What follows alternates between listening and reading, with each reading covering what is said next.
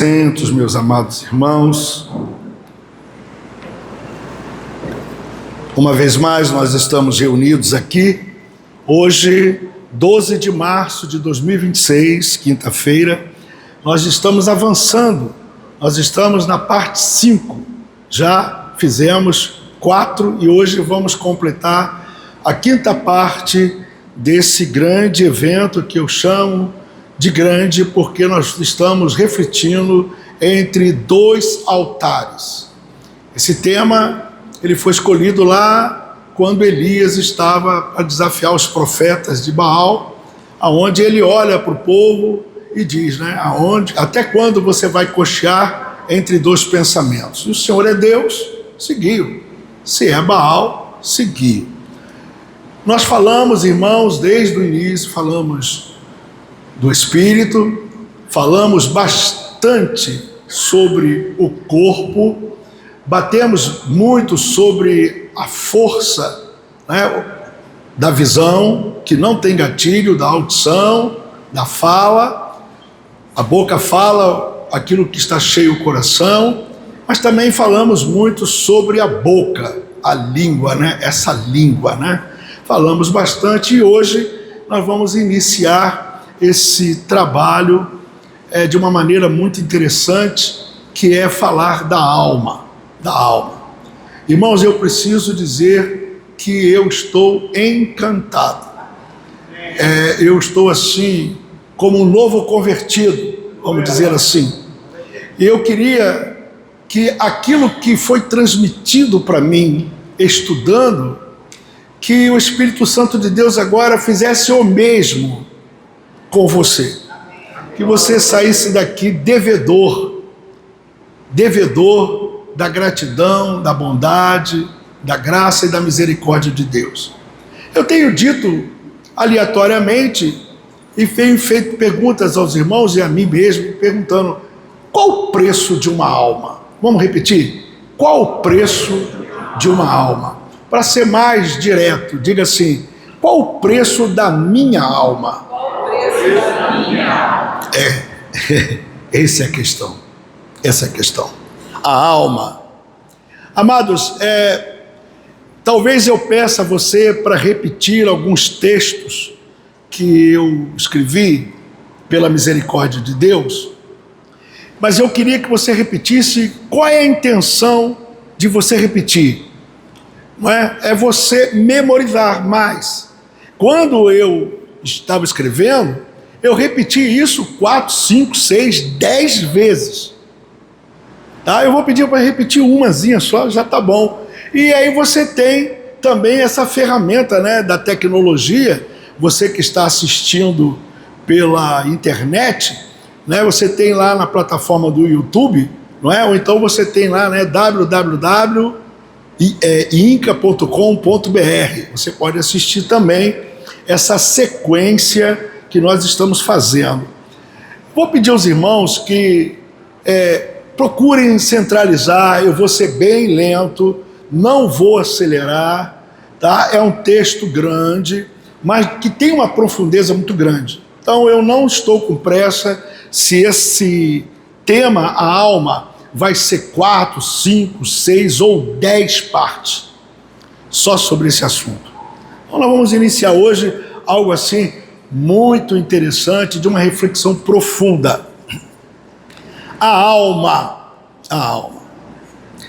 Enquanto a flora e a fauna emergiram de um comando soberano à terra e ao mar, ou seja, quando Deus, pela sua palavra, deu ordem à terra e ao mar, e dali nascessem todas as coisas, que fossem criadas todas as coisas, a alma, de uma maneira muito, muito especial, a alma humana, é fruto de uma intervenção direta, pessoal, do próprio Deus.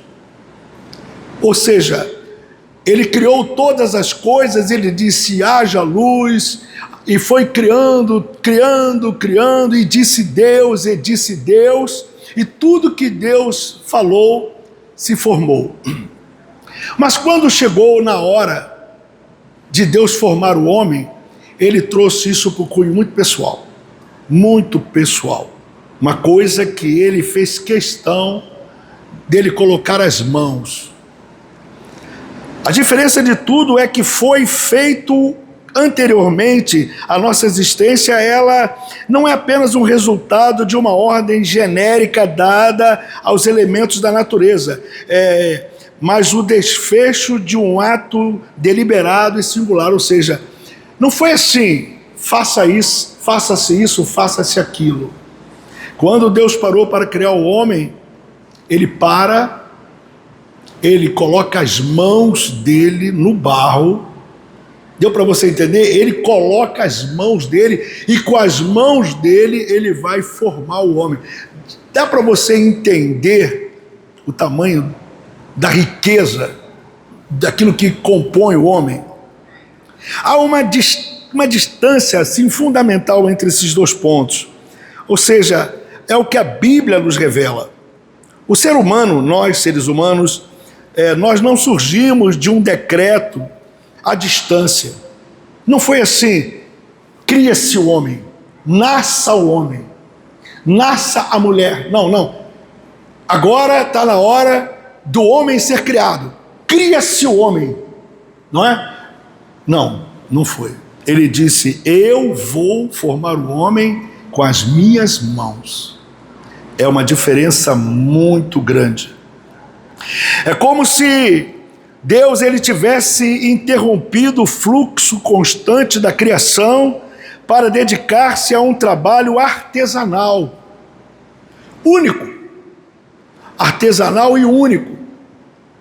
Ele poderia, com as mãos dele, criar todos os animais. Ele poderia, com as mãos dele, criar as árvores, os peixes, com as mãos. Mas ele não fez isso. Ele deu uma voz de comando.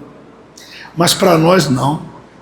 Para nós é como se ele fosse o dono de uma grande fábrica, em que ele desse ordem aos robôs, aos maquinários, que se construísse uma série de produtos e que o mecanismo funcionasse livremente produzindo em série. Até o momento em que ele diz, parem essas máquinas, porque agora eu vou fazer algo especial criado pelas minhas mãos. Eu queria que você dissesse, eu sou uma obra-prima que foi feita pelas mãos de Deus. Você imagina que coisa linda. Nesse momento de pausa, na eternidade, Deus se debruçou sobre a sua obra com uma intenção transcendente à biologia, ou seja, ultrapassa a ciência, a qualquer coisa, a qualquer natureza, a qualquer entendimento. Enquanto os animais, as plantas se multiplicam conforme a sua espécie, estavam ali se multiplicando, crescendo, florescendo. Enquanto isso acontecia no comando de Deus, a partir do solo e das águas, a nossa essência espiritual nasceu de um envolvimento de intimidade. Deu para você entender? Ou seja, ele se aproximou de nós e nos criou, e a Bíblia diz que ele ficou encantado com a obra que ele mesmo tinha criado. E você lê o texto e vai dizer, eis que é muito bom. Ele está dizendo que nós, criaturas de Deus, somos uma obra excelente. A Bíblia, ela nos mostra que não somos só mais uma forma. Não. A forma de vida que há em nós é diferente. Ou seja, ele coloca o foco central dele num planejamento divino específico. Isso foi o que aconteceu lá em Gênesis. A coisa foi tão linda, foi tão bonita, que o fôlego de vida que há em nós habita não é comum ao restante da criação. Toda a criação que ele fez tem vida. Você percebeu? O gatinho tem vida, o cavalo tem vida, o patinho tem vida, não é? O coelhinho tem vida. todos os animais, todos têm vida. Mas a vida que ele nos deu é diferente. Deu para você entender isso? Nós somos uma obra única. Ao soprar nas narinas do homem, o Senhor não apenas deu movimento ao corpo, mas infundiu uma alma vivente capaz de se relacionar com o seu próprio Deus. Deu para você entender? Os animais, eles não se relacionam com Deus. Só o ser humano tem a capacidade de falar com Deus e Deus falar com o homem. Só o ser humano. Por isso ele soprou o fôlego de vida dele. Diga, eu tenho o fôlego de vida de Deus. Diga, eu sou único entre toda a criação. Através desse fôlego, eu me relaciono com ele e ele comigo. Se eu disser Deus, ele diz, eis-me aqui. E se ele me chamar pelo nome, eu identifico que é ele e digo a ele, eis-me aqui, Senhor. Essa comunicação só pode ser feita através do homem. Dá para você... E quando eu começo a desenvolver isso, eu começo a ficar encantado. Que coisa linda. Porque não se prega, não se faz refletir sobre esse assunto. Então, irmãos, a coisa vai ficar muito legal. Essa origem diferenciada estabelece o nosso valor, aponta para o nosso destino. Ou seja, repita comigo, o fôlego de vida que eu recebi do Senhor aponta, faz assim, para um destino.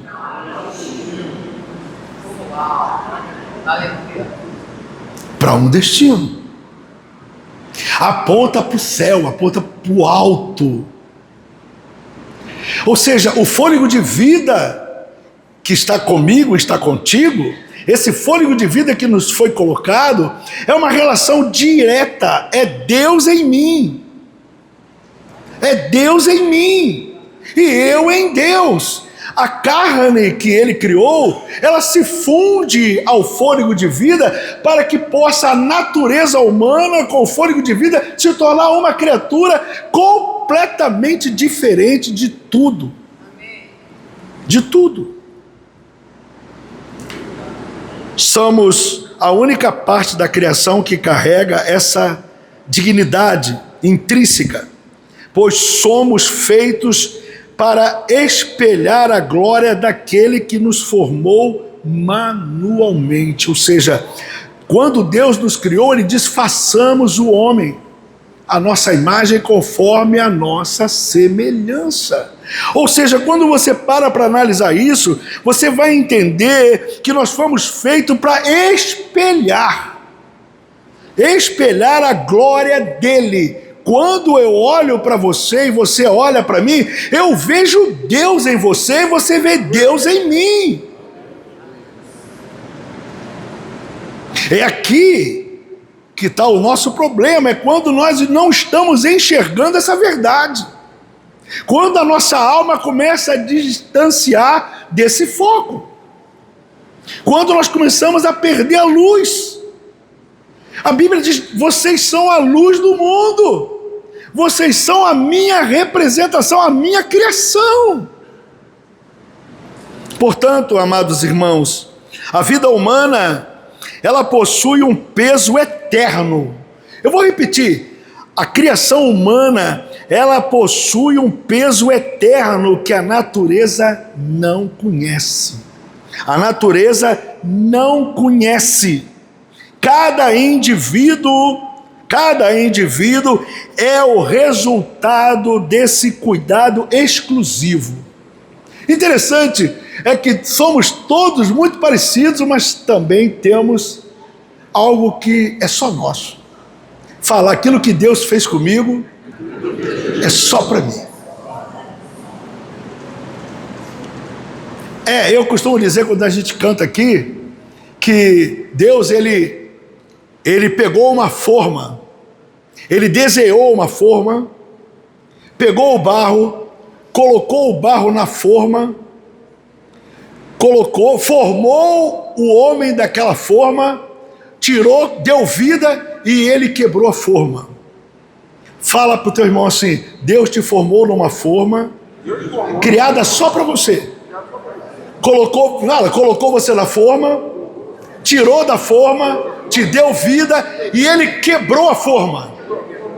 Sabe o que significa? Só existe você, não tem mais ninguém. Só você. Diga: eu sou único.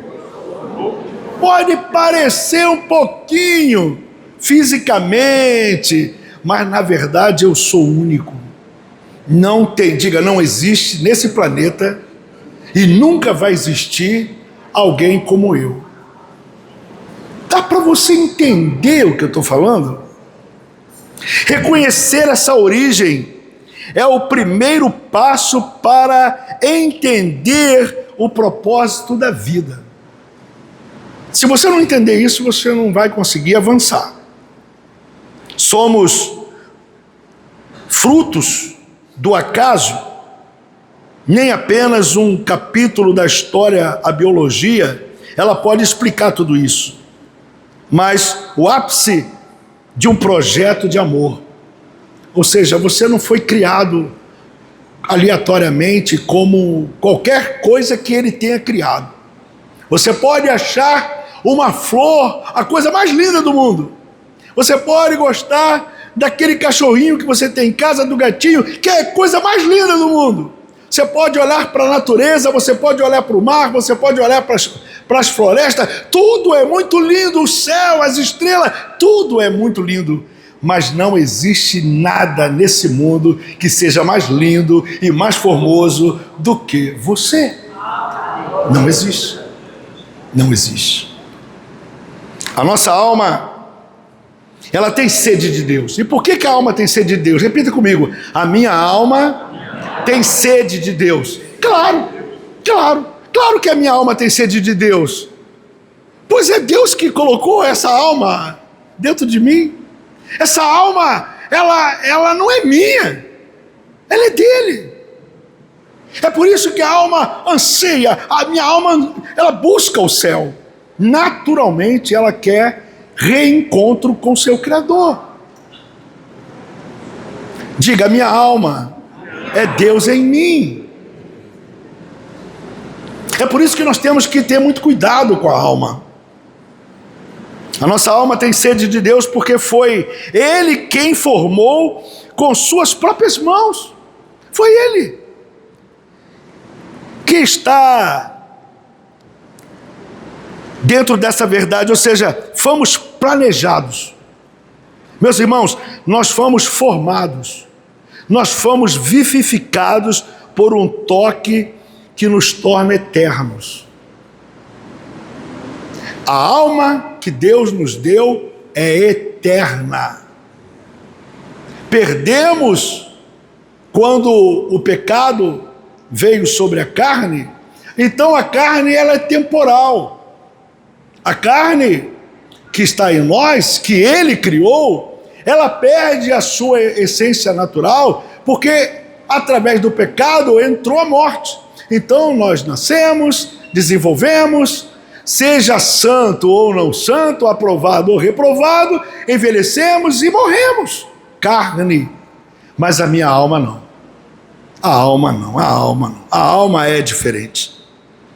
Este sopro divino é o que nos dá a diferença de toda a imensidão do universo criado, toda. Nossa história não começa no barro. Ela não começa no barro, mas no coração de um hálito do Senhor. Sopro. Diga: a minha vida, ela não começa no barro. Ela está acima, muito antes.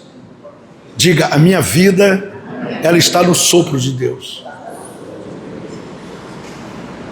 É no sopro de Deus. Ao olharmos para nós mesmos, devemos ver a assinatura de um Deus pessoal. Imagina um quadro, uma arte, um artista. E ele fez um quadro mais lindo do mundo, aquilo que todo mundo admira. E embaixo, ele colocou a sua assinatura. Você é essa arte. Nós somos essa arte. Cada quadro mais lindo, mais bonito, de excelência. Está aqui a galeria. E todos se encantam com aquilo que ele fez. E a cada um de nós ele colocou a sua assinatura. Eu criei, eu formei. E quando a gente vai desenvolvendo isso, cada vez eu fico mais tenso e preocupado com os cuidados que eu tenho que ter com a minha vida. Essa exclusividade na criação é o fundamento da nossa esperança e a nossa fé. Viver com essa consciência muda a forma como nós encaramos o dia a dia da nossa vida. Acredita? Quando eu comecei a desenvolver isso aqui, eu não sou convertido não. Eu acho que eu estou me convertendo agora. Parece que agora que a minha mente clareou um pouco. É por isso que eu peço a Deus que todos que estão ouvindo essa iniciação de texto, que você preste bastante atenção, porque é muito profundo. Jó, capítulo 34, verso 12. Jó 34, 12. Aqui tem uma grande verdade. O texto diz assim: também na verdade, Deus não procede impiamente, nem o Todo-Poderoso perverte o juízo. Quem lhe entregou o governo da terra? E quem dispôs a todo mundo? Se ele, o Senhor, pusesse o seu coração contra o homem e recolhesse para si o seu espírito e o seu fôlego, toda a carne juntamente expiraria e o homem voltaria ao pó. Eu guardo esse verso há muitos anos. Diga comigo, se eu estou aqui agora, é porque Deus, Ele não se enfadou de mim. Diga, no dia em que Ele quiser, Ele tira de mim o seu fôlego de vida, eu morro. Simples assim. Simples assim. Simples assim. E eu costumo dizer para os irmãos que, assim, você vai morrer. Vamos lá, me ajuda aí que termina bem. Fala para o teu irmão assim, tu vai morrer. Parece complicado, né? Não, fala de novo, você vai morrer. Só depois que todas as promessas de Deus se cumpram na tua vida. Enquanto Deus tiver propósito na tua vida, você vai ficar aqui para a glória dele. Vamos repetir? Eu vou morrer. Fala, Belto, eu vou morrer, eu vou morrer. Só depois que todos os planos de Deus se cumpram na minha vida. Então, não se apresse que teus planos sejam cumpridos, porque se cumprir tudo, você vai embora. Calma, então vai devagar aí, diminui, esse me dá. Vai lá que ele te dá tudo num dia só. Fala assim, Deus, devagar, vai, devagar. Manda devagar, vai. Deixa, a vida tá boa, né? Já pensou? Ele chega assim, Gilberto, você tá cheio de sonho? Tô. Então tá bom, eu vou mandar tudo essa semana. Na outra semana tu vem pra cá comigo. Não, senhor, não quero não. Não sopra agora não, pelo amor de Deus. A consciência de portarmos o sopro divino deve transformar as nossas escolhas diárias. Essa consciência de que nós temos o sopro de vida de Deus, o fôlego de vida, isso muda a nossa cabeça para que nós possamos fazer boas escolhas. Nós temos que saber escolher, pois não somos cativos dos instintos de nossa origem, mas do céu. Muda tudo, porque tudo que nós queremos é satisfazer o desejo da carne. Tudo que é prazeroso, tudo que a carne quer é viver alegre, é ficar feliz, é ter o poder, alcançar e comprar e vender. A carne quer isso, ela quer agarrar um ou outro, ela quer tocar. Não, a mentalidade muda, Rodrigo. Eu agora quero viver para Ele, a minha essência é agradar a Ele, é o máximo que eu posso, como um ato de gratidão. Ou seja, reconhecer essa dignidade interior nos impede de tratar a vida como algo descartável. Quando a visão entra do fôlego de vida da alma, muda tudo. Porque a minha preocupação é terrena. A minha preocupação é ter e que conquistar e que eu quero isso para a minha vida. E agora eu comecei a pensar que tudo isso é muito descartável. Ou seja, tudo que eu penso são desejos carnais. Tudo que eu quero está dentro de alguma coisa que a minha carne quer, ela deseja. É pecado? Não, não é pecado, não tem pecado nisso. Mas o que eu trabalho dentro de mim para alegrar aquele que me deu vida, aquele que sustenta a minha vida? Cada decisão tomada precisa honrar e marcar eternamente a nossa alma. Cada decisão tomada. E como é que eu faço isso? Como é que nós temos que fazer isso? Buscando valores que transcendem o tempo e o mundo material. Nós temos que encontrar isso, e a única maneira que você tem que fazer isso é se inclinar para as coisas do Espírito.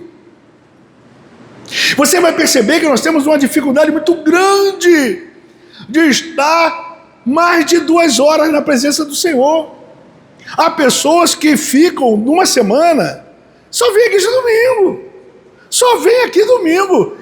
Eu dou 2 horas para o Senhor, e depois na mente dele, ele diz, não, na segunda eu adoro, na terça eu também, mas o seu culto, a sua adoração, ela é pequena demais comparada àquilo que Deus fez e ainda vai fazer por nós. Viver essa aplicação prática é alinhar o nosso caminhar terreno ao propósito glorioso, ou seja, dá para caminhar junto, para o qual fomos originalmente criados. Dá para nós convivermos nesse ambiente da terra, dá para nós adquirirmos o bem da terra, porque Deus nos abençoou para isso, mas a nossa participação no mundo espiritual está ficando escassa, cada vez menor. E Deus reclama, Deus tem ciúme. Ele fala assim, eu sou pai, onde está a minha honra? Nós honramos muitas coisas, mas à luz de Deus, muito menos. No jardim do Éden, fomos feitos para entender a Deus e conversar com Ele. Essa é a criação. Lá no Éden, quando Deus criou o homem, na sua natureza, sem se perder, sem se corromper, essa natureza era quando Deus, todo dia, Ele falava com Adão e com Eva. Havia um encontro marcado e eles conversavam.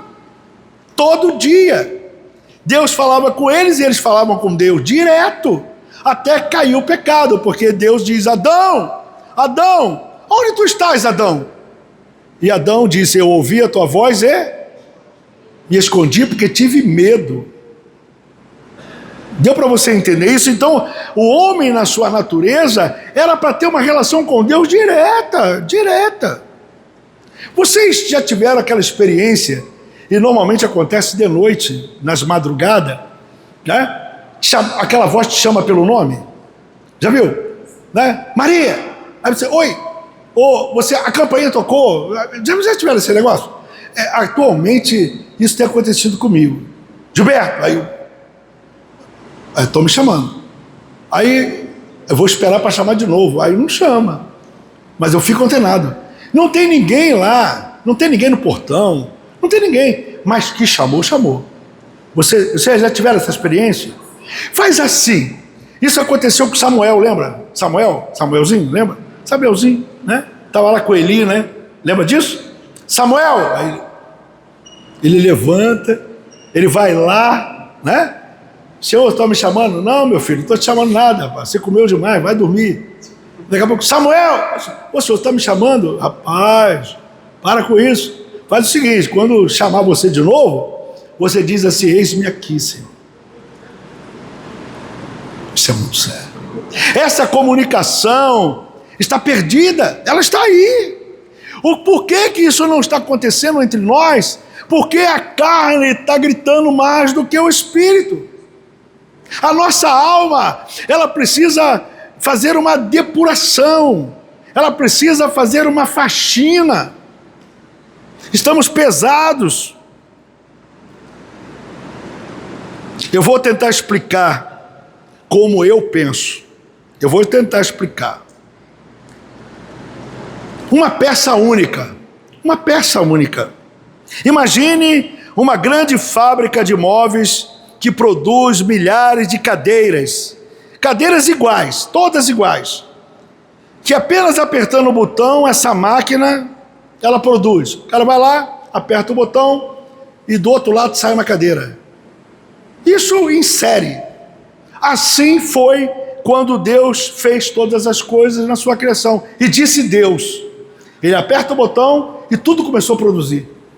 Está dando para você entender como o dono de uma fábrica que apertou o botão, que faz cadeiras, e ele aperta o botão e as cadeiras saem em série. Tudo que aquele botão está funcionando, sabe? Mas chegou um determinado momento em que ele agora vai formar Adão. Ele vai nos formar. É como se o próprio dono da fábrica tivesse ido para aquela oficina, pegado a madeira nas suas mãos e esculpido cada detalhe pessoal, determinando como a sua própria assinatura. Ou seja, ele não, esse aqui eu vou fazer com as minhas mãos. E ele trabalha nas mãos e coloca nele a assinatura. Isso aqui é eu e você. Diferente de tudo que ele criou,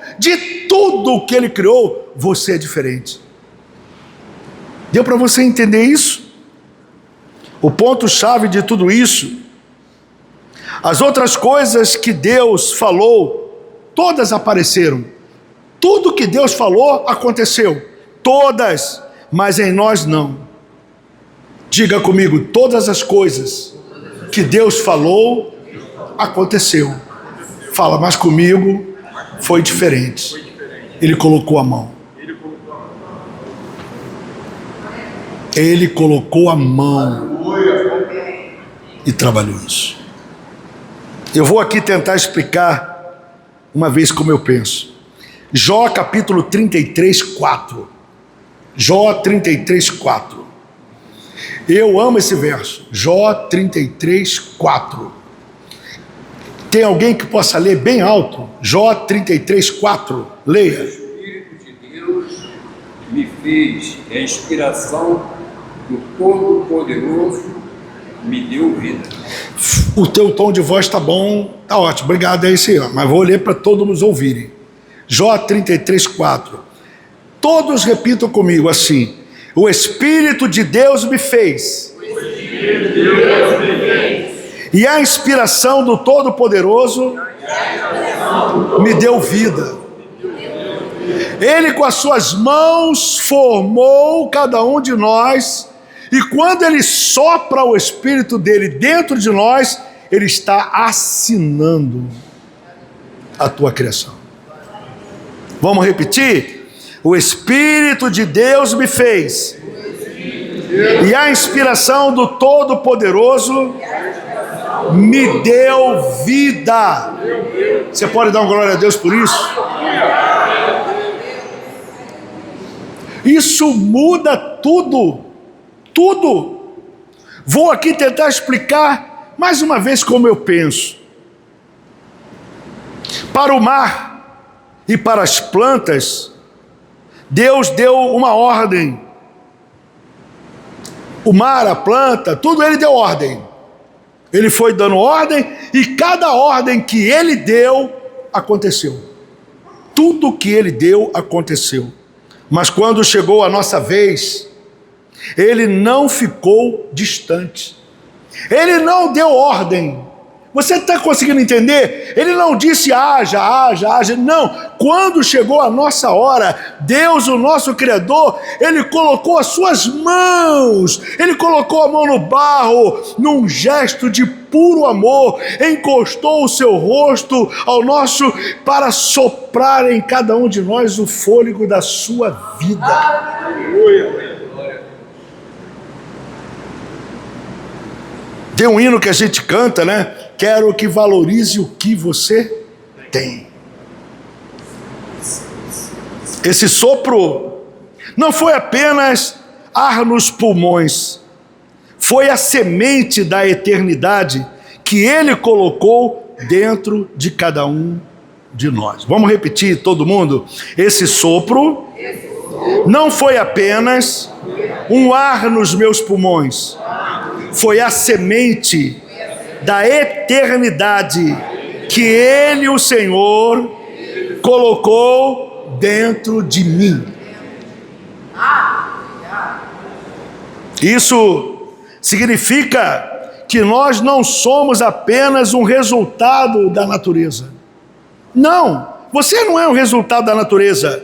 Nós carregamos a assinatura direta de Deus na nossa alma. Diga, eu carrego a assinatura, a identidade direta de Deus em minha alma.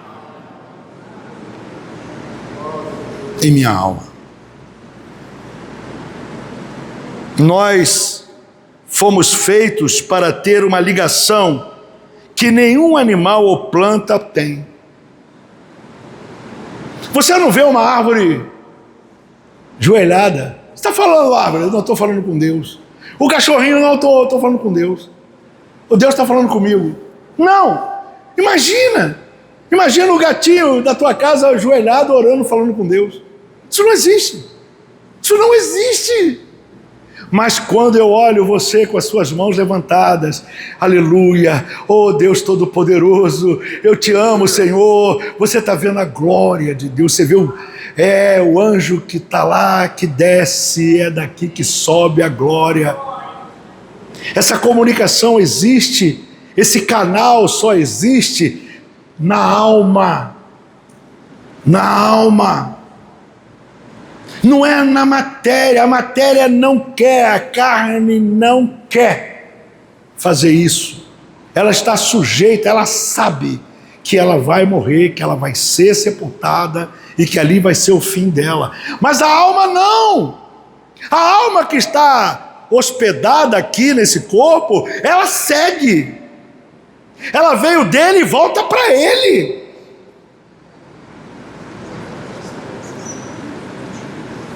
Guarde isso. Nós somos uma peça única, feita pelas mãos do próprio Deus. Repita, eu sou uma peça única, feita pelas mãos do próprio Deus. Foi Deus que te criou, querido. O texto sagrado declara que formou o Senhor Deus o homem do pó da terra e soprou nas suas narinas o fôlego de vida. E o homem passou a ser alma vivente. É isso que a Bíblia nos revela. Essa descrição fundamental revela a composição dual da nossa existência. O que é composição dual? A composição dual, querido, presta atenção, a fragilidade do pó e a eternidade do sopro divino. Deus pegou aquilo que era barro, formou o homem, soprou nele o Espírito. Existe aqui uma unidade entre a fragilidade do pó da terra, algo extremamente divino. Nós somos a junção disso. A alma não é um acessório que o corpo carrega. Repita comigo, a minha alma não é um acessório que o corpo carrega. A alma não é um brinquinho, a alma não é o... Não. A alma não é isso. Não é isso. Mas a alma é a unidade resultante dessa fusão entre a matéria e o espírito. Diga, a minha alma é a unidade resultante da fusão do corpo e da alma, que é o espírito.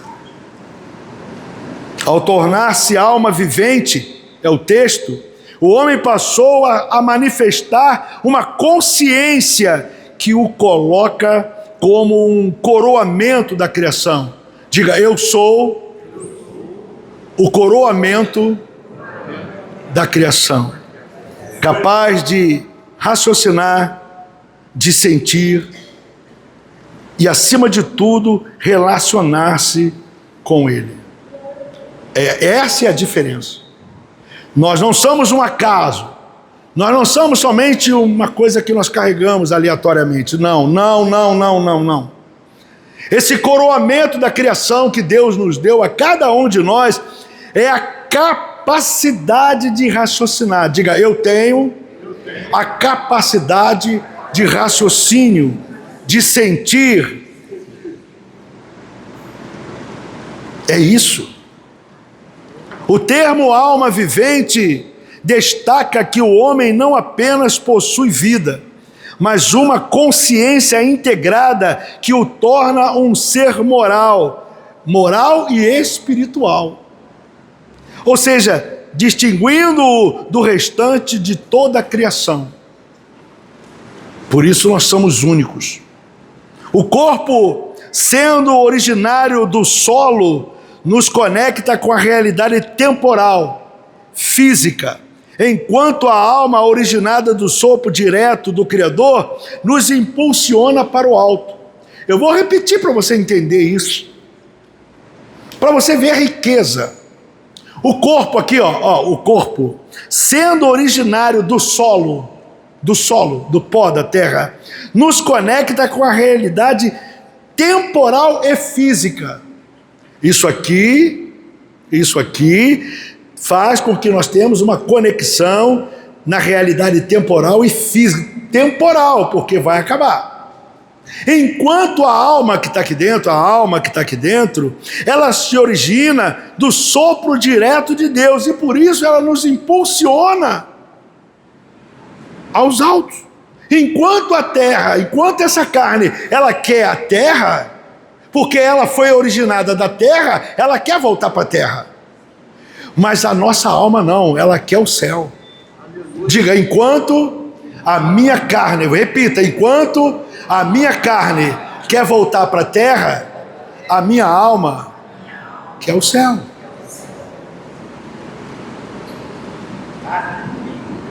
Deu para você entender o que eu estou falando? Está dando para você entender isso? É importante notar que Deus não deu uma alma ao homem como algo externo. Ele o fez ser uma alma completamente na sua essência. Dentro de mim, dentro. Essa distinção é vital para o autogoverno, pois mostra que o nosso ser integral deve estar em harmonia e à vontade do Pai. Enquanto a minha carne, enquanto os desejos da minha carne, enquanto a minha mente está tentando buscar todos os prazeres da terra, entenda que isso tudo é natural, mas temos que falar que todas essas coisas são temporais. Não, você não é uma composição só de matéria física, você tem a sua alma, e essa alma anseia, ela busca o céu. E tu sabe como é que a gente decide? Segundo a tua inclinação. Aqui entra o ego, aqui entra o juízo, aqui entra a compreensão. A alma é o centro da individualidade humana. Diga, a minha alma é o centro da minha individualidade, onde a vontade e o intelecto operam para glorificar a Deus. A minha alma, ela só quer Deus. Ela só quer Deus. A transição da matéria inanimada para a alma vivente. Que é isso? Essa transformação é a transformação, uma matéria inanimada para uma alma vivente. É o marco da dignidade humana. Ao soprar o fôlego de vida, Deus não apenas animou o corpo biológico. Não adianta de nada você ter um corpo físico, biológico, se ele não se mexe, se ele não se movimenta, se ele não levanta o braço. O corpo é uma máquina, está ali parado. Já viu um defunto? Quem já viu um defunto aqui? Todo mundo já viu um defunto. O que tem ali? Um corpo. Fala, quando eu vejo uma pessoa morta, quando eu vejo um defunto, eu estou vendo a matéria, sem vida. Ele não fala, ele não mexe, ele não levanta braço, está ali. Isso difere muito. É a importância da alma. O corpo sem a alma, ele não faz absolutamente nada. Ao soprar o fôlego de vida, Deus não apenas animou o corpo biológico, mas imprimiu ao homem a sua própria assinatura moral e espiritual. Esse ato exclusivo distingue a humanidade do restante de toda a criação. Enquanto os animais foram criados por uma ordem coletiva, o homem foi formado pelo toque pessoal e direto de Deus. Esse sopro divino conferiu ao ser humano a autoconsciência e a capacidade transcendência, permitindo que ele não apenas exista no mundo, mas que governe o mundo, que compreenda o mundo e que domine o mundo. Foi isso que ele disse. Eu estou te dando todas as coisas, cresça, domine, sujeitai a terra. Como representante da imagem divina na terra, portanto, o reflexo da sabedoria e da criatividade de Deus. Nós somos exatamente isso, o reflexo da criação de Deus. Sem essa essência espiritual, seríamos apenas um conjunto de elementos químicos, sem propósito eterno. Com ela, tornamos-nos um elo entre o visível e invisível, capacitados para um diálogo com Deus. Presta atenção. Nessa identidade, portanto, não reside na matéria, mas na origem desse fôlego que nos sustenta e nos vocaciona para a glória de Deus. Jó capítulo 34, verso 3, diz exatamente isso. Lemos: o Espírito de Deus me fez, a inspiração do Todo-Poderoso me deu vida. Essa poderosa declaração nos lembra que a nossa existência não é um acidente biológico. Disse Deus, haja. Não, mas um ato deliberado da criação de Deus. Diga, eu sou um ato deliberado da criação de Deus. Você tem assinatura. Filhos de Deus. Você sabe o que é filho de Deus? Cada respiração que você dá, olha só, faz assim, ó, solta, de novo. É isso. Cada uma dessa respiração do fôlego de vida, sendo renovado pelo Criador, sustentando não apenas o corpo, mas o propósito da nossa alma. A respiração, o fôlego de vida, respirar, vamos lá. Você não só está mantendo o corpo, mas você está mantendo a tua alma. Fôlego, fala fôlego. O texto diz, se Deus tirar o fôlego, você morre. Deus não age impiamente, nem o Todo-Poderoso perverte juízo. Se Deus tivesse algo contra você, Ele tiraria de você o fôlego de vida e você expiraria e voltaria ao pó.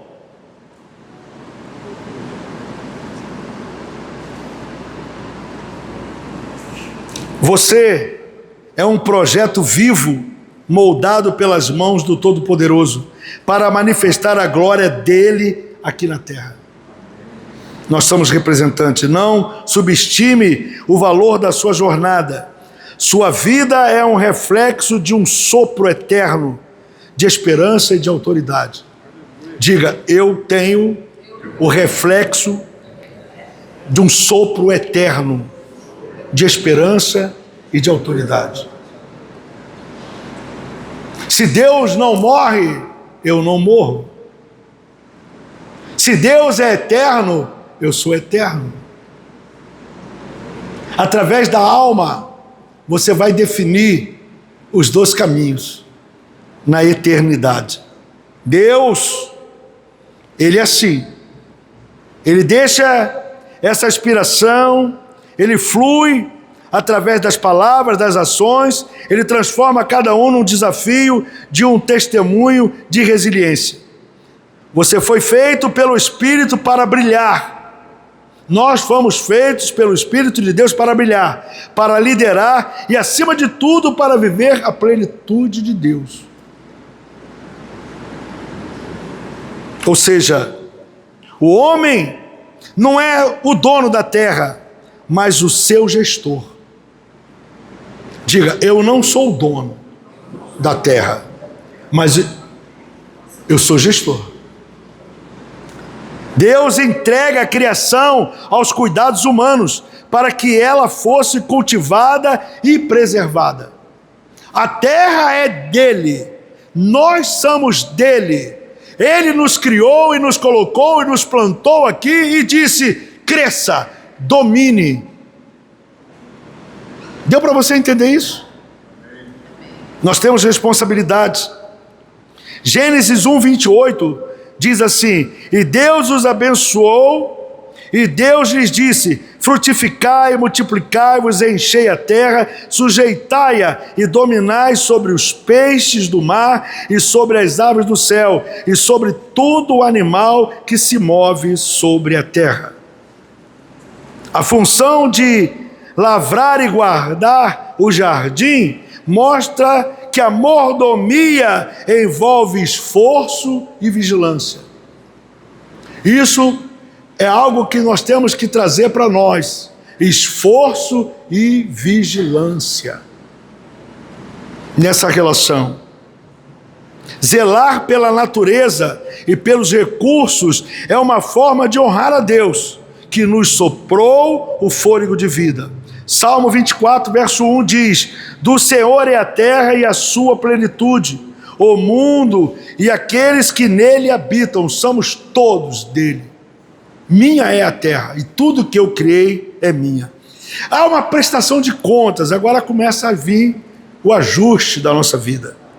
Como representantes da imagem divina, seremos avaliados pela forma como tratamos a vida e os recursos que nos foram confiados. Eu vou repetir, que agora começa a apertar um pouquinho. Como representantes da imagem divina, diga, eu sou avaliado pela forma como trato a vida e os recursos que me foram confiados. Haverá cobrança. Haverá cobrança. Nós já falamos isso nas quintas anteriores. Haverá cobrança. A consciência que nos distingue dos animais nos torna moralmente responsável perante o autor da vida. São responsabilidades. Deus não vai cobrar aos animais as responsabilidades da sustentação da terra. Quem tem que dominar a terra e cultivar a terra e manter a natureza completamente habilitada segundo a vontade de Deus é o homem. É o homem. O homem com as suas mãos está destruindo a criação. Está destruindo. 1 Coríntios, e destruindo não só fisicamente, moralmente, não é isso? E falar em moralmente está difícil, hein? Cara, o negócio está ficando estreito, hein? Já Sodoma e Gomorra já ficou para trás há muito tempo. Oh, sério? Ou seja, o homem perdeu completamente a ideia disso. 1 Coríntios capítulo 4, verso 2, ele fala sobre esse assunto da mordomia. Além disso, requer-se que os dispenseiros, que cada um se ache fiel. 1 Coríntios 4, 2. Além disso, requer-se os dispenseiros, que cada um se ache fiel. O fôlego de vida que nos torna alma vivente é o que nos capacita a discernir entre o uso e o abuso da criação. Eu vou repetir. O fôlego de vida, ou seja, a minha alma, ela tem a capacidade de discernir, ok, entre o uso e o abuso da criação. A mordomia é a expressão externa da nossa conexão interna com Deus. A mordomia é a expressão externa da nossa conexão interna com Deus. A boca fala, do coração está? Coração aqui é a alma. É a alma. A composição da alma nos ensina sobre a nossa dependência contínua de Deus, pois nele vivemos e nos movemos e existimos.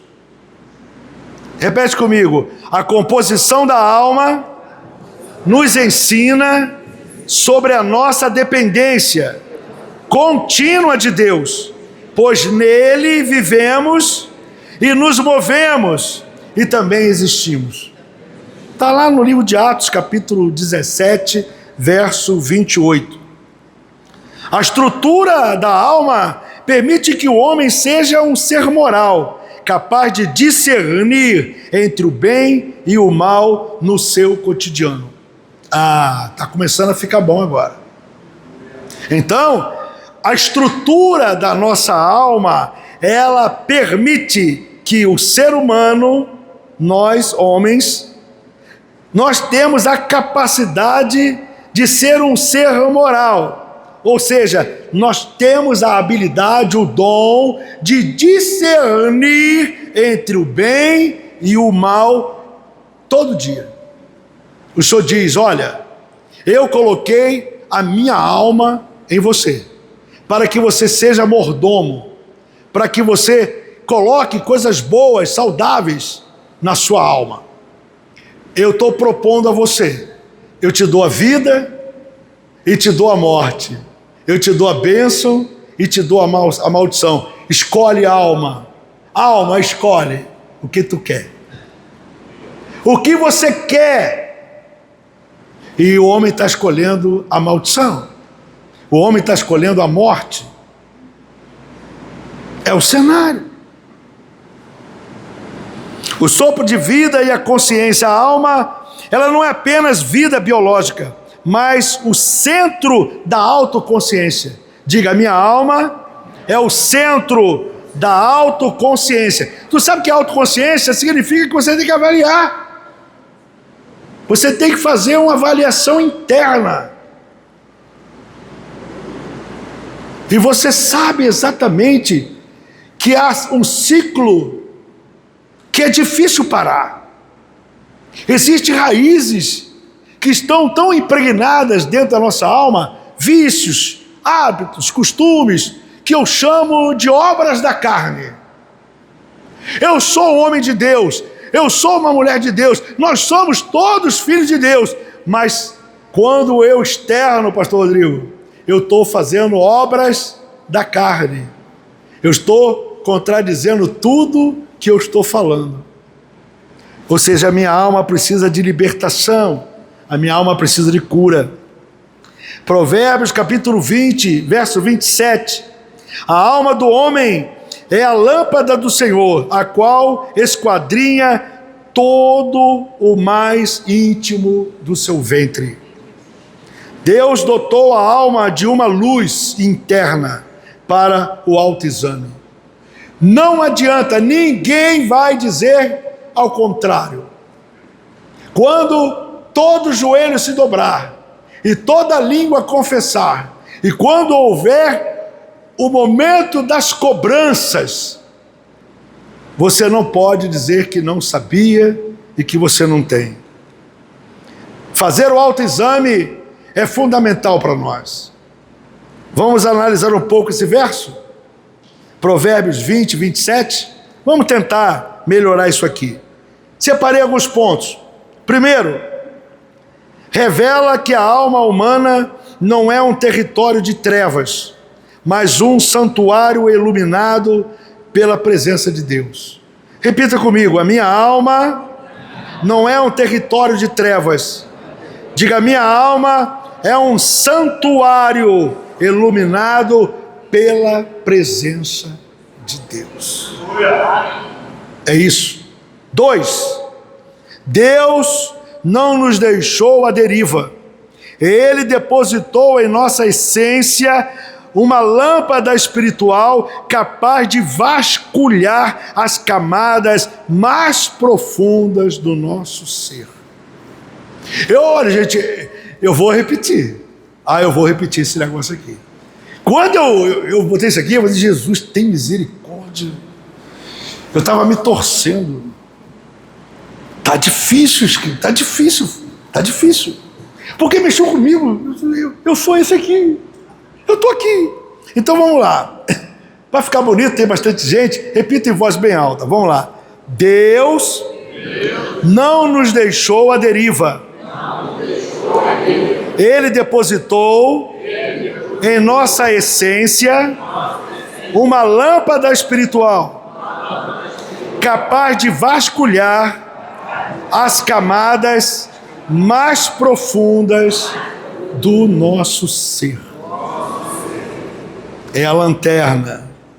Vai lá no cantinho, lá onde está tudo escondido e tudo se revela. É a faxina. 3. Essa luz interna funciona como um guia da integridade. É um farol que aponta para as motivações ocultas, os desejos silenciosos e as intenções do coração que ninguém consegue ver. Ninguém. É o Espírito de Deus que vai lá assim, ele vai lá no profundo. Ninguém vê, só você sabe. 4. O autoexame proposto por essa luz não serve para gerar condenação. Não é para condenar, para apontar o teu erro, a tua culpa. Não é para isso, mas para promover a purificação, para promover o alinhamento com a vontade de Deus. Vamos repetir isso? Vamos. Olha só. Fala comigo assim: o autoexame proposto por essa luz não serve para gerar condenação, mas para promover a purificação e o alinhamento com a vontade de Deus. Quem governa isso? Você.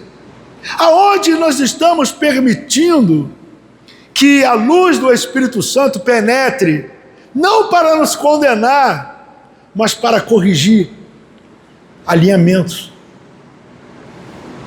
5. Quando permitimos que a lâmpada do Senhor esquadrinha o nosso íntimo, as sombras do orgulho e do egoísmo perdem força nessa ocultação. A única maneira de apagar e eliminar o orgulho, o egoísmo, é através da luz do Espírito. Ela vai lá e ela trabalha, e o orgulho acaba, o egoísmo acaba, as obras da carne vão acabando, vão eliminando, e de repente, se você permitir que a luz do Espírito venha trabalhar dentro das camadas mais profundas da sua alma, é Ele que faz a limpeza, é Ele que faz a faxina. E de repente eu vou assim: caramba, mas você está diferente. Não é que você mudou? Puxa vida, que coisa boa. É aquilo. Eu mentia, não minto mais. Eu roubava? Ah, não roubo mais. Ah, mas eu cheirava, não cheiro mais. Eu aprontava, não apronto mais. Eu agora estou dirigindo direitinho. Vocês estão rindo, né? Quando eu escuto aquela eu vou pro canto, vai com Deus, vai com Deus, vai com Deus. Deus te abençoe, meu filho, vai. O anjo do Senhor te acompanhe. Vai com... Eu falei assim, eu tomo. O sinal fica vermelho, não é que eu paro. Principalmente se tiver um guarda, eu paro mesmo. Mas se tiver um radar, aí é que eu paro mesmo. Você percebeu isso? É interessante esse problema, né, de você ter consciência, né? Vamos falar de sinal aqui rapidinho. Você olha para um lado, olha para o outro, não tem ninguém. Não vem ninguém de lá, não vem ninguém de cá, não vem ninguém. Não tem ninguém, ninguém. Você olha para um lado, sinal vermelho, pum, vai embora. Atravessou, consciência limpa, tranquilo. Agora, o mesmo lugar, não vem carro daqui, não vem carro de lá, não vem carro de cá, mas tem um guarda parado ali. Tem uma viatura parada ali. Tu atravessa? Ué, mas não vem carro. Não é? Você consegue entender como a gente raciocina? É interessante isso. 6. É um convite de transparência radical diante de Deus, reconhecendo que nada escapa ao seu olhar zeloso. Por quê? Por que nada escapa? Fala, o fôlego de vida de Deus está dentro de mim. Agora explica como tu vai esconder alguma coisa dele. E viu Deus que a imaginação dos pensamentos do coração do homem era má continuamente. Deus sonda o coração. Ele vai lá na intenção da alma. Por como ele consegue fazer isso? Diga, é Deus em nós. E como é que Deus está em nós? Através do Espírito, através da alma. Sabe tudo. 7.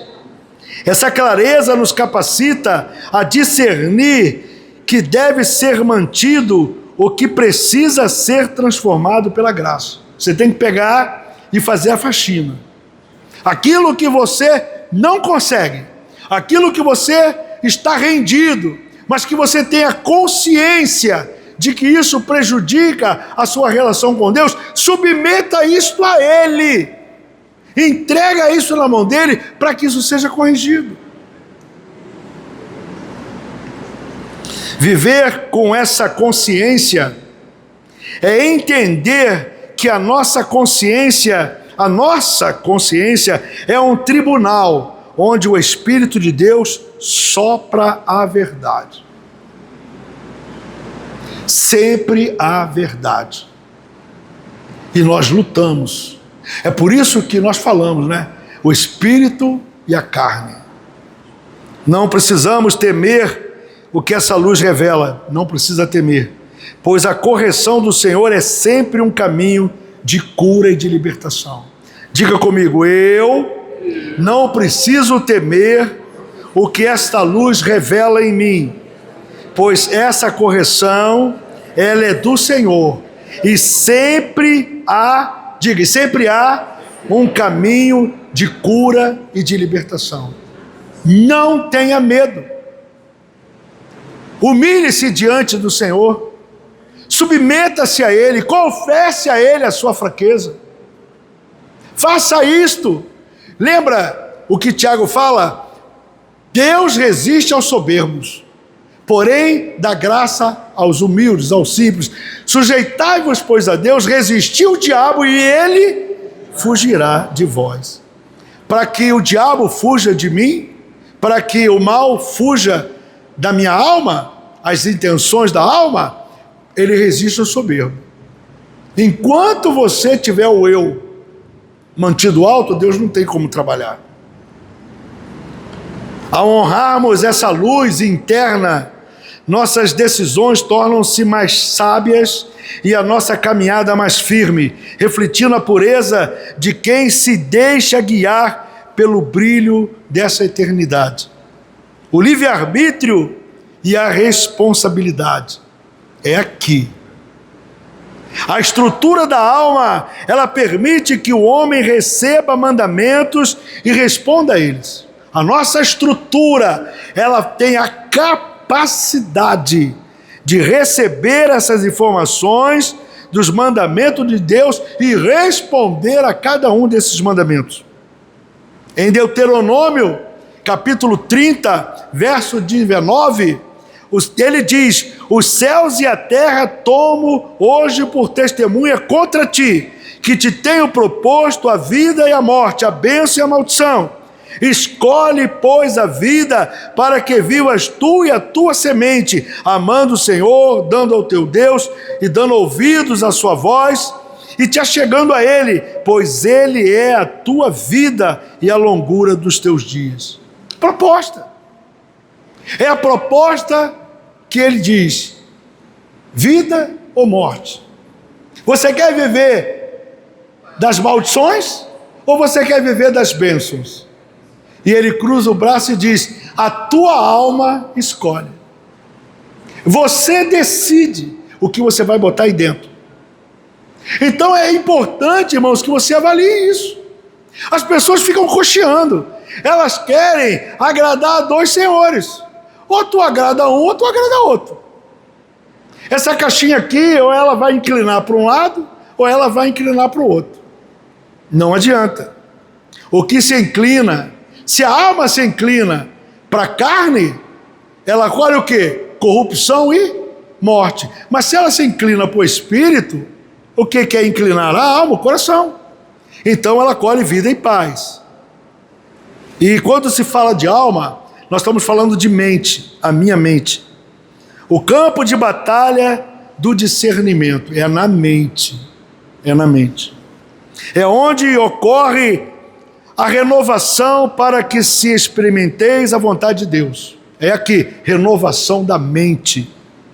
A alma, ela discerne através de uma mente submetida à verdade. O Criador, o nosso coração, a nossa vontade. Biblicamente, o coração é o centro das decisões. Conforme foi escrito lá em Provérbios 4, 23, sobre tudo que se deve guardar, guarda o teu coração, porque deles procedem a saída da vida. A saúde moral do homem depende de como ele guarda essa estrutura interna, pois dela procedem as saídas da vida. E aí nós temos uma coisa chamada a consciência, que é o juízo interno. A alma possui uma lei intrínseca, que está lá em Romanos 2, 11. Porque para com Deus não há acepção de pessoas. Porque todos os que sem lei pecaram, sem lei também perecerão. E todos os que sobre a lei pecaram, pela lei serão julgados. Porque os que ouvem a lei não são justos diante de Deus, mas os que praticam a lei hão de ser justificados. Porque quando os gentios que não têm lei fazem naturalmente as coisas que da lei são, não tendo eles a lei, para si mesmos são lei, os quais mostram a obra da lei escrita no seu coração, testificando justamente a sua consciência e os seus pensamentos, quer acusando-os, quer defendendo-os no dia que Deus há de julgar os segredos dos homens por Jesus Cristo, segundo o meu evangelho. Esses versos que eu acabei de ler deixam bem claro que os pensamentos da alma acusam ou defendem o homem funcionando como uma testemunha padrão moral divino. Tudo que nós fazemos está registrado. Você lembra na semana passada que nós falamos sobre a boca? Que por todas as suas palavras você vai ser julgado, você será sentenciado. Você lembra disso? Isso está registrado. É como se fosse um programa de computador. Está tudo gravado lá.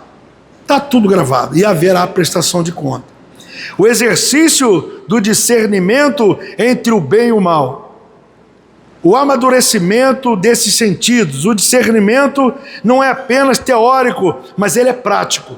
Hebreus capítulo 5, verso 12. Porque devendo já ser mestre pelo tempo, ainda necessitais que vos torne a ensinar quais sejam os primeiros rudimentos da palavra de Deus que vos haveis feito, tais que necessitais de leite e não de sólido mantimento. Porque qualquer que ainda se alimenta de leite não está experimentado na palavra da justiça, porque é menino, ou seja, não cresceu. Mas o mantimento sólido é para os perfeitos, os quais em razão, olha só, os quais em razão do costume têm os sentidos, alma, exercitados para discernir tanto o bem quanto o mal. Se não houver amadurecimento, se não houver crescimento, se a alma não estiver expandindo na direção de Deus, você não vai conseguir discernir entre o bem e o mal. Não vai. Não vai conseguir. Esse texto nos ensina que os sentidos da nossa alma devem ser exercitados pelo costume. O texto foi bem claro. É pelo costume, pelos nossos hábitos, as nossas relações, a nossa vida em comum, aquilo que nós colocamos no hábito diário, isso a nossa alma vai colher e vai guardar, e com isso você vai poder discernir aquilo que é bom ou não. Ou seja, exercício pelo costume significa uso constante. Fala, o uso constante do Evangelho gera isso. Diga, o meu uso constante no Evangelho gera para mim o quê? Uma alma saudável. Você está alimentando a tua alma. Ou seja, esse uso constante, ele vai distinguir o bem e o mal. Todo dia, toda hora você está trabalhando nisso, você está buscando as coisas do reino, a tua alma vai enchendo, você vai ficando cheio do Espírito, quando vier uma coisa perigosa, uma proposta diferente, olha Daniel veio uma proposta para ele, o que Daniel fez? Ele não se contaminou com os manjares que foram para ele. A intenção versus a ação. A alma é onde se formam as intenções. Diga, é na minha alma que se formam as intenções. É aqui dentro. Todas as intenções são da alma.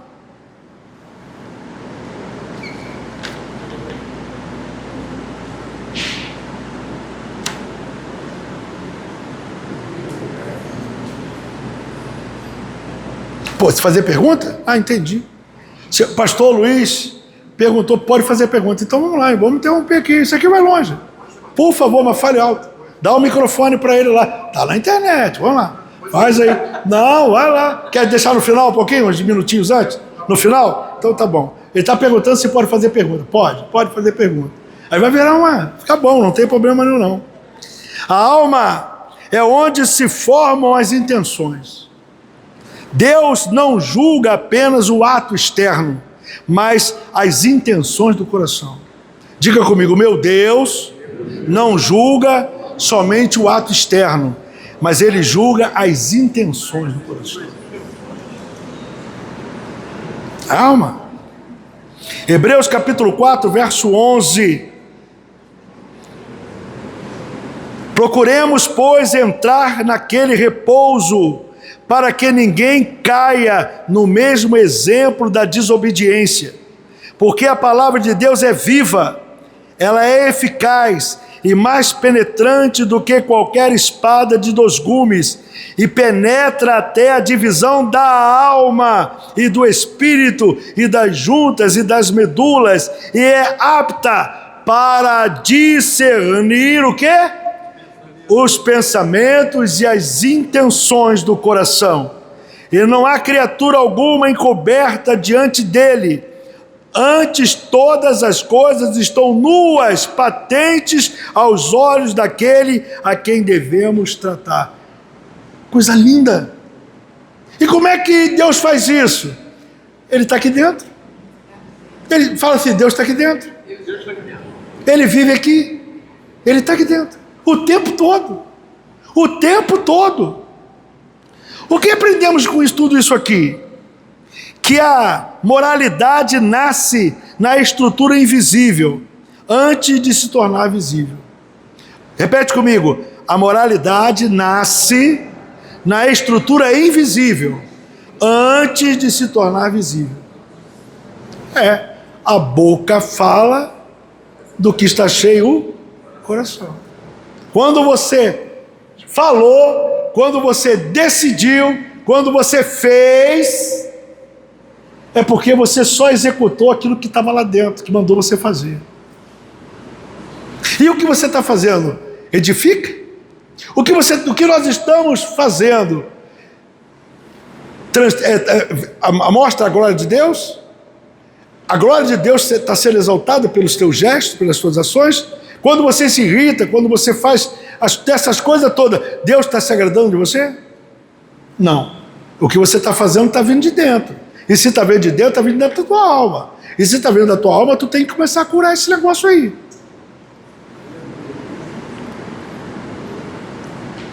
Conclusão. A capacidade moral da alma define o seu destino. Repete comigo. A capacidade moral da minha alma define o meu destino. Você está percebendo que vai começando a ficar mais estreito. Cada decisão cotidiana, cada decisão molda o caráter eterno. Molda o caráter eterno de cada um de nós. Pois o homem colherá exatamente o que ele está semeando na sua alma.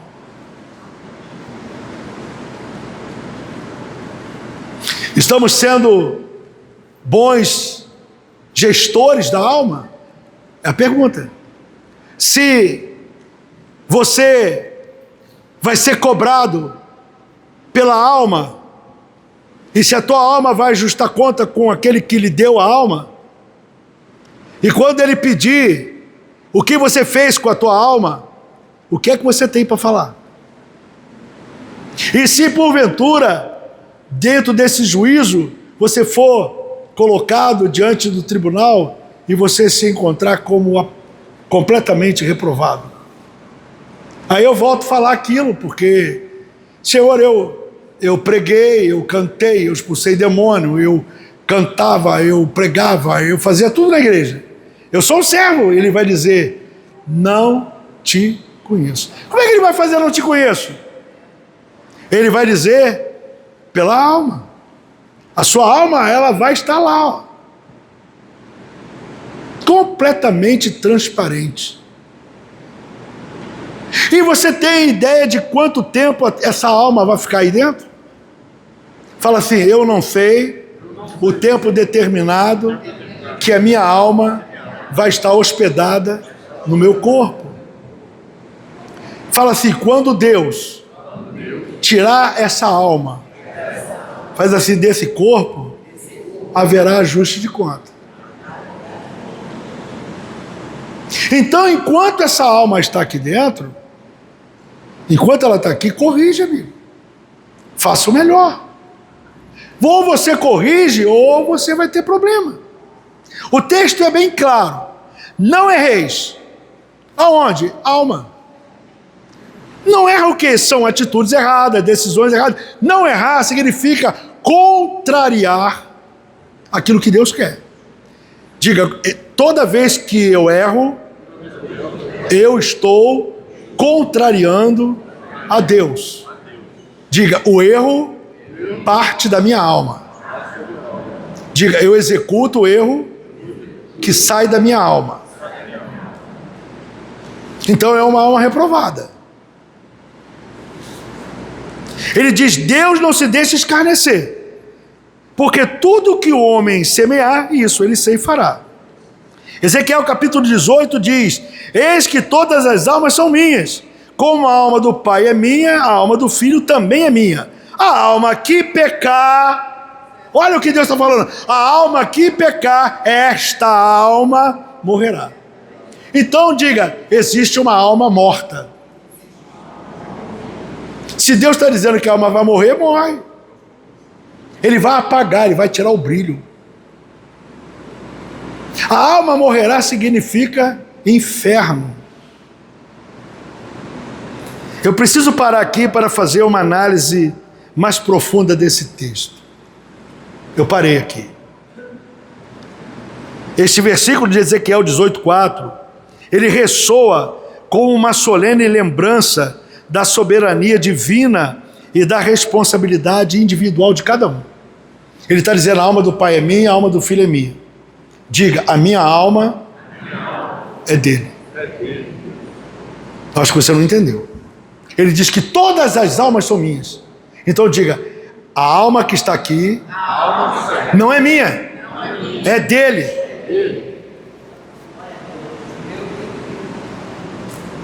Eu só sou o gestor, eu só estou... Você está entendendo? Ele colocou a alma para que eu pudesse governar, é emprestada. Ao declarar que todas as almas são minhas, o Criador estabelece um direito de propriedade espiritual. Ele está dizendo: ei, escuta, essa alma aí é minha. Essa alma que está em você, ela é minha. E se você errar comigo, e se você tratar mal essa alma, vai haver uma sentença, ok? Ou seja, o Senhor está dizendo que eu está estabelecendo um direito de propriedade completamente espiritual, e que anula qualquer tentativa humana de autogoverno. Você não pode, eu não posso simplesmente governar a minha vida como eu quero. Eu não posso simplesmente distinguir aquilo que eu quero, como eu quero, fazer, não. Ele disse: eu te dei a minha alma, criei essa matéria, te dei inteligência, te dei sabedoria, te dei governo, eu te dei inteligência para você viver nessa terra, mas presta atenção, eu coloquei limites, à direita e à esquerda. Anda no centro, porque na hora em que você romper o limite, a tua alma vai perecer. Deus, Ele é o dono da vida. Diga: Deus é o dono da vida. Diga: eu não sou dono. Repete: eu não sou dono da minha vida. Tira isso da tua cabeça. A minha vida, você não tem vida aqui, a vida é do Senhor.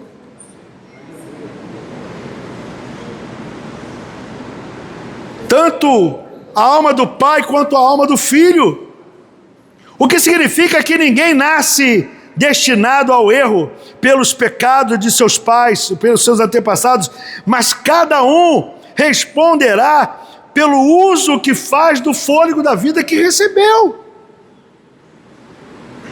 Ele está dizendo: o pai, se ele erra, ele vai pagar o preço pelo erro dele. Mas se o filho vive, ele vai pagar o preço pela vida que ele teve. Cada um de vocês vai ajustar conta comigo da sua própria vida. Eu vou cobrar isso. A liberdade que nos foi concedida é um presente sagrado. Diga: a vida que é minha, mas não é minha, é um presente sagrado. Deu para você entender? É algo sagrado. Ou seja, é quando essa liberdade, quando ela é distorcida e transformada em libertinagem. Eu não posso conduzir a minha vida de forma libertina. O homem passa a viver sem critérios. Ou seja, ignorando as balizas, os muros que preservam a própria existência. Nós estamos sendo conduzidos pela carne e pelo inimigo da nossa alma, a transpor os muros, a viver fora da cerca. A alma que escolher romper os muros da prudência e as regras estabelecidas pelo Eterno, entra em um terreno perigoso de autossabotagem. Fala, autossabotagem. Tu sabe o que é autossabotagem? Você está criando problema para você mesmo. Não bota essa música que eu não estou gostando, não. Eu criei 342 páginas, eu estou na 54. Esses limites bíblicos não servem como correntes de aprisionamento. Esses limites, olha aqui para mim, esses limites, essas regras, mandamentos, estatutos, juízos, conceitos, que nós não gostamos de ler, nós não gostamos, vai ler ali, aquilo ali é chato. Esses limites que ele colocou são regras estabelecidas que nos protege, serve como proteção contra os abismos que esse mundo tem. Andar à deriva, andar sem critério, andar no achismo, significa que você está andando em campo minado.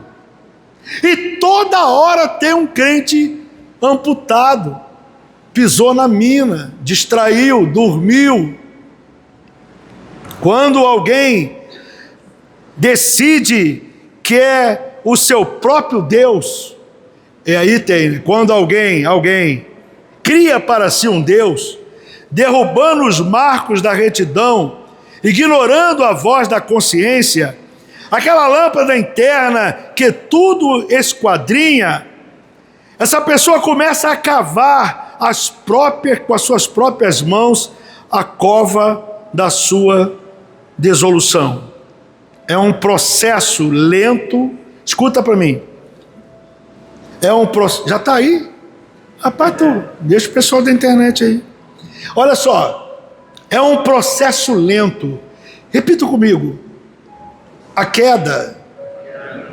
Repete, a queda. É um processo lento. Diga, é um processo enganoso.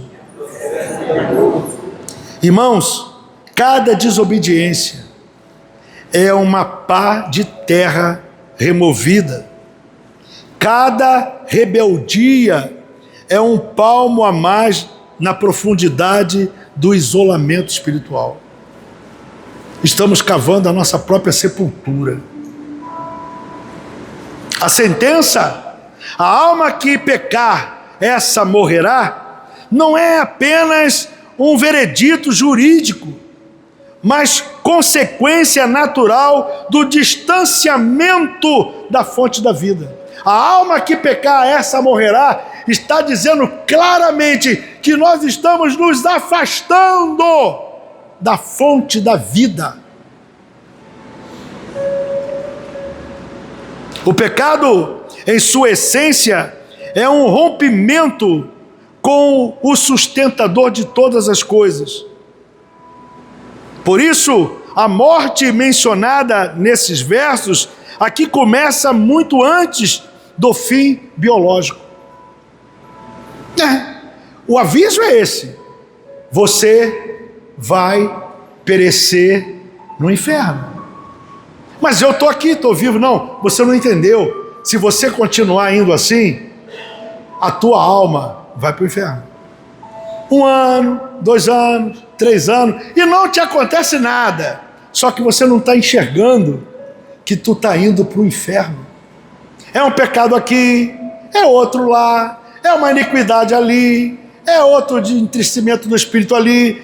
Você vai se afastando, e não acontece nada. Por quê? Porque é lento, é vagaroso, é bem devagar.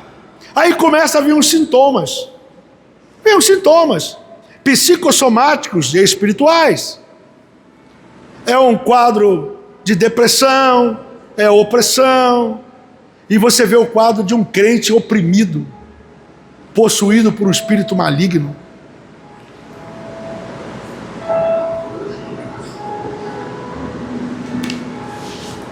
Essa essência do pecado, ela manifesta na morte dos sonhos. Quando nós estamos nos distanciando, a nossa alma, ela para de sonhar. Ela para de sonhar. Os nossos sonhos se vão, a paz some, e a morte e a comunhão também some.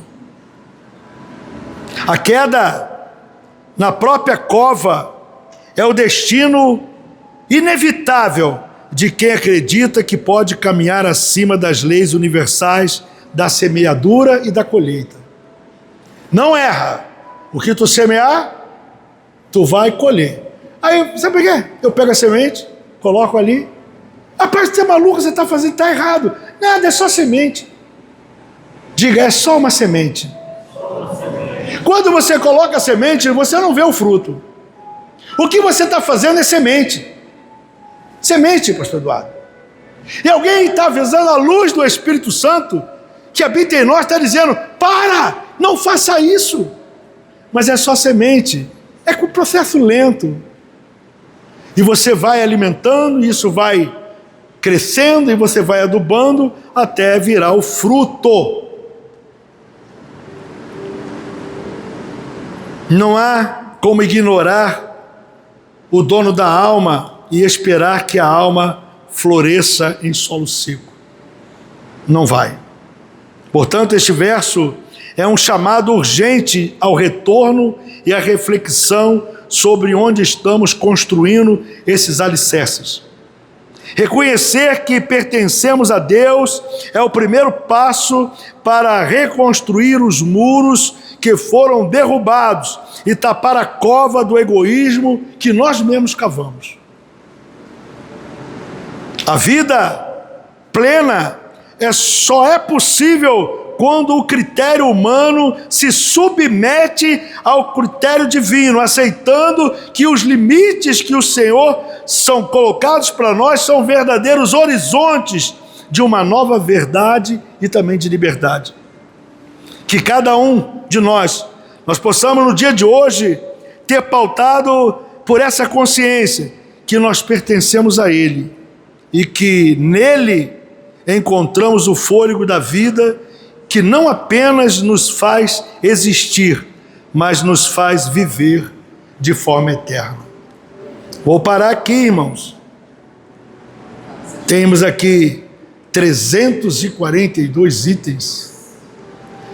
Eu cheguei aos 70. Queria tanto falar sobre os vícios da alma, mas semana que vem eu acho que eu falo. É muito bom. Fica de pé, que Deus te abençoe. O diferente.